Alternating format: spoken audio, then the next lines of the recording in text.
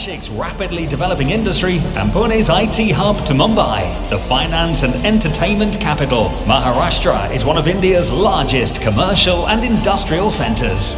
So who better to join IGF in Mumbai than Deputy Chief Minister of Maharashtra, Devendra Fadnavis? The Deputy CM will not only discuss the state's importance in India's growth story, but also why Maharashtra is the perfect global case study for progress. विकासाची यात्रा सुरू झाली आहे. ही यात्रा आता थांबणार नाहीये. Please put your hands together to welcome him to the stage.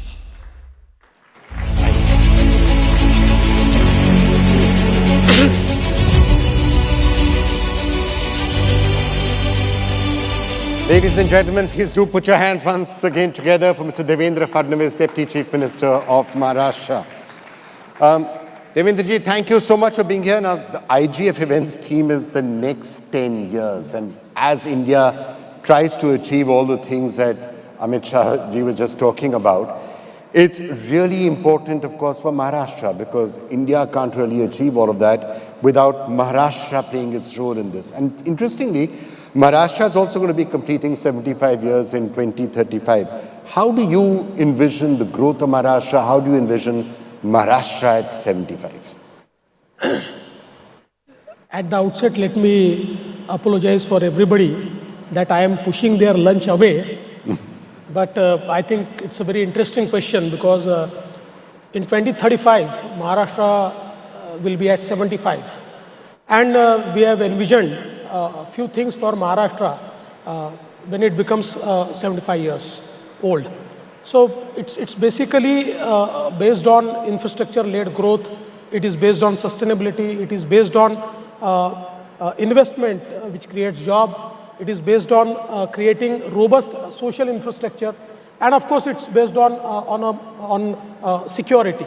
So I think when you look at infrastructure-led growth, in Maharashtra, in next 10 years, we will be investing around $100 billion in infrastructure. And I must share with you that this journey of creating infrastructure started with the blessings of Honorable Prime Minister Shri Narendra Modi ji in 2014.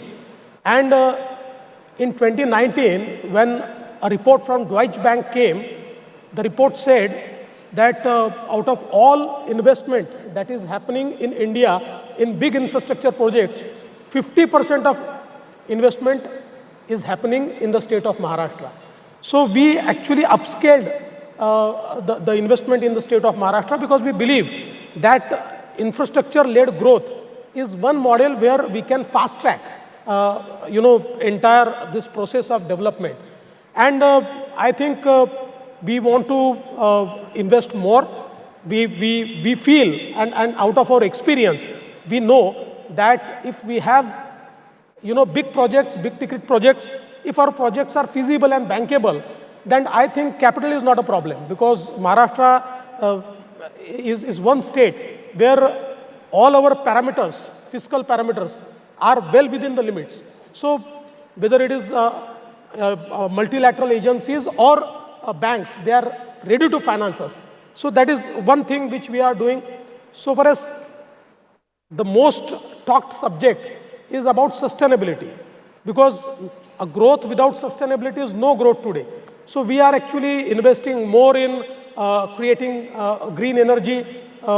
We are actually recycling economy is one thing which is in our mind. We have already started doing that. So sustainability is one thing where we are investing more.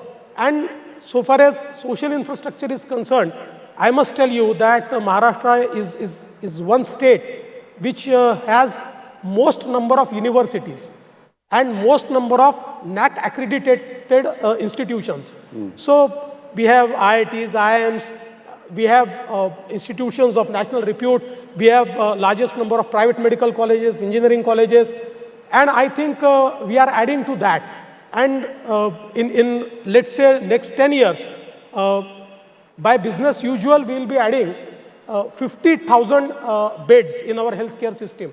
But we propose that we want to invest more. We want to create a scenario where we create 100,000 beds in our system, additional beds in our system. And I think so far as investment is concerned, I must also tell you that on this pillar, Maharashtra has always been at the forefront. And I mean, if you look at the FDI figures, recently RBI has announced the FDI figures, and Maharashtra is again number 1. And I must tell you that it's not just number 1, but states like Karnataka, Gujarat, and Uttar Pradesh put together, we are number 1. We are more than that. So I think on all these aspects, Maharashtra has created a roadmap for 2035. And we had our Economic Advisory Council, which was headed by Mr. Chandra of Tata Sons, and 20 top CEOs were part of that council. And that council has charted a roadmap for, making Maharashtra $1 trillion economy. So by, 2032, by business usual will be a $1 trillion economy. But we want to fast track it. And with this report, we feel that by 2029, Maharashtra will be a $1 trillion economy. So that is the roadmap. By 2035, Maharashtra will lead the way. All right, that a lot which you said there, which I just want to delve into in slightly more details. You were talking about FDI and investment. So sometimes there's this thing that, the companies are not coming to Maharashtra or Mumbai. They're going to Gujarat, for example, and you're saying that Maharashtra is still number 1. But what will you do to make sure everyone keeps coming to Maharashtra and not going to Gujarat or Hyderabad or Bengaluru? No, I think we are in a very competitive federalism. There was a time that only 2-3 states were competing. But today, there are 10 states in India who are fiercely competing. And I think we should welcome that. Because, see, a company going to Gujarat or going to Karnataka or going to Delhi, it's not Pakistan. It's our nation. It's our nation. It's our country. But, however, we really want everyone to come to our state. So we have been working on EODB and CODB. So ease of doing business and cost of doing business. On both these aspects, we have been working a lot. So I think when Honorable Amit Shah ji was talking about, bringing down the compliances, Maharashtra has worked more on that field. And that is why the confidence of the investors is more in Maharashtra. The investment is coming. Yes, there have been few projects which have gone to Gujarat. It's natural. Somebody will come to Maharashtra, somebody will go to Gujarat, somebody will go to Karnataka. But I'm sure that with our consistent policies, Maharashtra will always be number 1 in the investment. And the figures which I gave is a testimony that putting all these 3 states together, we are more than that. So I think we will, and I must also tell you that since Amit Bhai has talked about startup ecosystem, so it's always said that, Bangalore is a startup capital, Hyderabad is a startup capital. Of course, they have done well. But if you go by sheer numbers, Maharashtra is the startup capital because Maharashtra has around 20% of the startups of India and 25% of unicorn are in the state of Maharashtra. So I think that Maharashtra has been number 1, it will remain number 1. Okay. What are the areas that you think Maharashtra has a particular competitive advantage? I mean, historically, it used to be things like automobiles, but also in the new disruptive technologies that are coming, AI and blockchain. Are these some of the sort of areas where you think Maharashtra can really position itself? I think not just Maharashtra, but the whole world is changing because of the disruptive technologies. And Maharashtra, of course, is leading the way because now we are in the era of AI. Maharashtra was the first state which started a center of excellence in AI in the Mumbai University in 2018. Recently, we have partnered with Google and we are creating one more center of excellence with Google in Triple IT Nagpur, which will be one of its kind center. So in the Industry 4.0 and Technology 4.0, Maharashtra has been leading the way. And I feel that in years to come, the entire governance model will change. Prime Minister Modi ji has already put us on digital transaction roadmap. Today, we can see that the entire delivery system of India has changed. It has become leak-proof because of use of technology.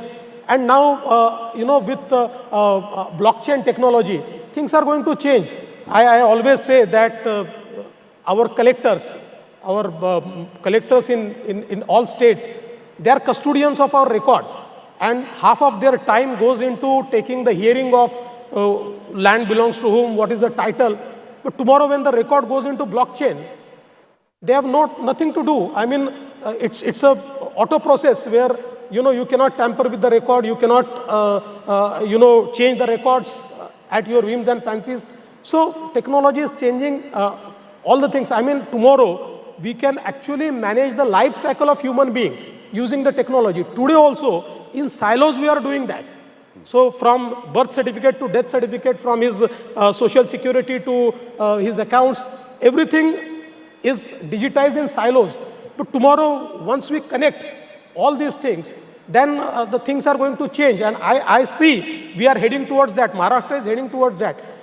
Recently, we actually created in Mumbai Mumbai Metro City Metaverse. It is one platform where actually 4 of our iconic projects are put, and with the use of virtual reality, you can actually navigate into those projects. But using that platform, I see a day that in very recent 1 or 2 years, the entire Mumbai will be on Metaverse platform, where even BMC has to give approval to one plan. It will not be a static approval on something created by architect. It will be a 3D model. It will be absolutely a building which will be totally created as it will be built. And all the infrastructures and all the amenities which are to be provided would be actually, showcased on the metaverse. So right. That is the disruption which the technology is bringing. And I think the technology has potential to actually reach the remotest area. Today, when we talk of, good healthcare system, we talk of good education, it is a technology which is going to provide it to the last man of the society. See, we cannot send a very trained doctor to very remotest area. He will go there, but he will not stay there. But now technology has potential to connect the last man to, this trained doctor. And that's what we are doing. So I think, so far as technology is concerned, we have always stayed ahead, and we will be staying ahead. Right. Turning to some of the challenges, we were talking about sustainability a short while back. We are going to be hearing from the Children Investment Fund Foundation about some of the work that your government is doing with them on energy. What are your other efforts that you're taking on in areas like sustainability? Because things like water, for example, are a real problem in some parts of Maharashtra. So I think first I must speak on energy, because energy is something which requires a lot of sustainability, because we have been generating energy from fossil for many years, and now we are trying to change. So in Maharashtra, I must tell you that for agriculture power demand, we decided that we actually generate 16 gigawatt for agriculture use, and we decided that this 16 gigawatt will be transformed on solar. And this year itself we set a goal to achieve 8,000 megawatt. And I must tell you that tomorrow I am giving the LOI for 8,000 megawatt. We have actually bids have been successful, and in 18 months, 8 gigawatts of energy, which has been up till now fossil, will be totally transformed on solar. And next year, again, subject to grid stability, because we'll have to work on grid stability, again 8,000 megawatt or 8 gigawatt of energy we will transform on solar. So this will be a record.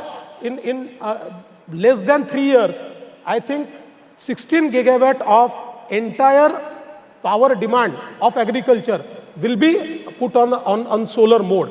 Having said that, we are also working on hydro pump storage. We have entered into MOUs worth 29 gigawatts, which will be creating in next 4 to 5 years. There has been huge transition in the energy sector. And I feel that in next 10 years, 50% of our energy should come from non-conventional sources and non-fossil sources. Also in other sectors as well, let's take example of Mumbai. Mumbai has been a city which has been fairly developed city. But you'll be surprised that in Mumbai, for 2 crore population, the entire sewage of Mumbai was not treated, but it was settled in balancing tanks and it was actually discharged in the sea. So entire coast, which we boast that Mumbai has beautiful chowpatis and beautiful coast, was actually stinky because of this sewage. After so many years in the Modi government, we created, entire benchmarks for treatment, because in India there were no norms. What type of water should be discharged after treatment in the sea? So we created all the norms, and today Mumbai Municipal Corporation has actually started building those STPs, and in 3 years will discharge entire treated water in the sea. So the Mumbai sea coast, you will see like any other sea coast in the developed nation. There will be absolutely clear water. There will be no, stinky atmosphere. So these are the things which we are actually creating. And it's not just in Mumbai. We are doing the same in Pune. We are doing the same in Nagpur. We are doing it in almost all the cities. So when it comes to sustainability, I think Maharashtra is one state which is investing heavily on sustainability. So Mumbai, of course, the dreams to make Mumbai a global city. It's been difficult right now with all the construction that is happening, but very soon that infrastructure will, you think, make Mumbai a global city? Yeah, I think we have started our journey towards that. Since 14 to 19, we invested around $30 billion in creating infrastructure in and around Mumbai. Today, you can see we have recently opened the Trans-Harbour Link 22-kilometer sea bridge, which is, I think, one of the longest sea bridge ever built in India. We'll start our coastal road. We have started a metro network of 375 kilometers, out of which 50 kilometers we have already delivered. 50 kilometers we will be delivering this year, 50 kilometers more in next year. So I think by 2027, we'll be able to deliver around 375 kilometers of metro network. Just imagine that in last 50 years, we created a suburban railway network, which is lifeline of Mumbai, which carries 9 million passengers. And in just a span of 10 years, we are creating a metro network which will carry 7 million passengers. So it's almost we are doubling. It is our dream that in Mumbai, the biggest problem is commutation. So we have decided that from any part of Mumbai to any part, we'll create an infrastructure that a person should be able to travel in less than 60 minutes. In 59 minutes, he should be able to, reach there. And all these iconic projects which we are creating will change Mumbai. And this Trans-Harbour Link and the new Mumbai airport has opened up entire area for development. A third Mumbai will be developed there. So there's one Mumbai, there is new Mumbai, and the third Mumbai will be developed between this the new Mumbai airport and MTHL. And this will be a Mumbai of future. I think it will fuel the growth of Maharashtra for next 30 years. And I must tell you that when I talk about Mumbai, Mumbai is not just Mumbai, it's MMR region. So today, our entire economy was actually fueled by the JNPT port. JNPT is India's one of the biggest ports. It handles around 60% of our container traffic. But now recently, with the blessings of Honorable Prime Minister, we have cleared the way for Vadhavan port. Now this Vadhavan port is something which is going to change the economy of India and Maharashtra totally, because Vadhavan port is 3 times bigger than JNPT port. It has a deep draft of 20 meters. It will be India's biggest port, and for next 20 to 30 years, the entire Indian economy will be actually fueled and charged by this Vadhavan port. So whether it is port, whether it is metro infrastructure, whether it is road infrastructure, whether it is coastal road, all these things, we are actually creating an entire loop of roads to Mumbai. It is like, the coastal road we have already built from there. There's a Worli-Bandra sea link, Bandra-Warsaw sea link, from Warsaw to Virar a sea link, from Virar to Alibag a corridor, and already that connects to the sea link which comes to this part. So an entire loop we are creating. So I think infrastructurally, Mumbai will be one of the most advanced cities in India. Well, Mr. Deputy Chief Minister Fadnavis, we are out of time, but I know elections are on, and I can't resist as a journalist asking you this question, because every analyst is scratching their head and saying what is going to happen in Maharashtra. How is the election looking to you? No, I think, see, whether it is Maharashtra or whether it is any other state, people have already decided to vote for Prime Minister Modi. So our job is to just, bring people to the polling stations. And in Maharashtra, our record has been 42 seats for last 2 consecutive elections. In 2014 and 2019, out of 48 seats, we could win 42 seats. I'm absolutely sure this time it will be more than 42. It can be 45, but it will be more than 42 seats. It will not be less than 42 seats. That's after all the changing alliances that we have seen for the next 5 years. Absolutely. Right. Devendra Fadnavis, Deputy Chief Minister of Maharashtra, thank you so much. It was a pleasure. Thank you. Thank you.